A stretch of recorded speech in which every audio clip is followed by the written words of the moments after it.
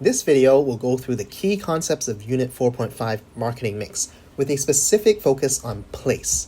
When we discuss place, rather than talking about where the business chooses to locate, we're going to look at how a firm ensures its products reach its customers. Distribution channel refers to the process or system by which a firm uses to get its product to customers. A firm's distribution channel is extremely important. Firms can have great products at great prices with a lot of interested customers, but they need to make sure that it is easy for the customers to access the product.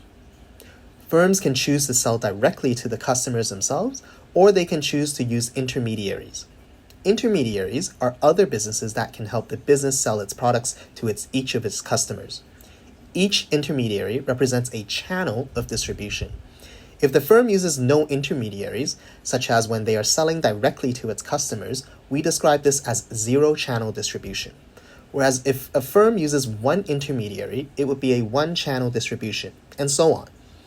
We can also describe these distribution channels as short, which is a short period of time for the product to reach the customer, or long, taking a longer period of time and involves more intermediaries. So who are these intermediaries, and what role do they play for the business?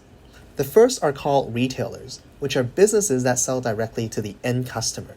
Think of any grocery store or supermarkets in your local area. They sell the end products, such as bread, eggs, and milk, to you, and are therefore called retailers. Retailers tend to stock goods from a wide range of different businesses to offer consumers maximum choice. Retailers allow a business to maximize their reach, as they can sell to a number of different retailers. However, retailers tend to charge higher prices for the firm's products, as they have their own costs that they need to cover. Another common intermediary are wholesalers. Wholesalers buy large quantities of products directly from the manufacturer through a process known as bulk buying, and then they sell these to customers in smaller quantities through a process known as breaking the bulk. In other words, wholesalers buy large quantities from the manufacturer and sell smaller quantities to large number of retailers. This can be a good way for a business to access overseas markets that they might otherwise not be able to access themselves. And with that, how might a business choose to distribute their goods? A firm might choose to use direct distribution, which allows the firm to sell their goods or services without an intermediary. This has become easier for businesses in this day and age because they can do so via online platforms.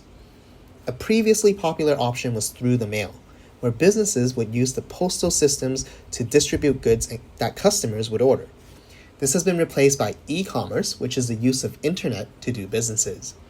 This allows producers and retailers to sell to customers and is relatively less expensive and convenient. And finally, you should also know that there are various factors that might influence a firm's distribution strategy. A few common ones include the nature of the product. Goods that are perishable, such as vegetables or fruits, have to involve shorter distribution channels, or consumers won't buy them because they will be spoiled. The second is how much control the business wants. The more intermediaries are used, the less control the firm has. Therefore, some firms, particularly ones that are premium or high quality, might want to sell directly to customers in order to have control over the customer experience. So for example, you won't see diamonds or expensive watches being sold through retailers very often. The firm wants full control over their interaction with customers. And finally, the location of customers. Firms who sell products internationally might have to leverage the postal system or e-commerce to ensure they can reach customers worldwide. The use of any given distribution strategy has its pros and cons that you might have to analyze when given a case study. And that concludes the key concepts for this topic. We recommend you to use these 4 steps as part of your study routine.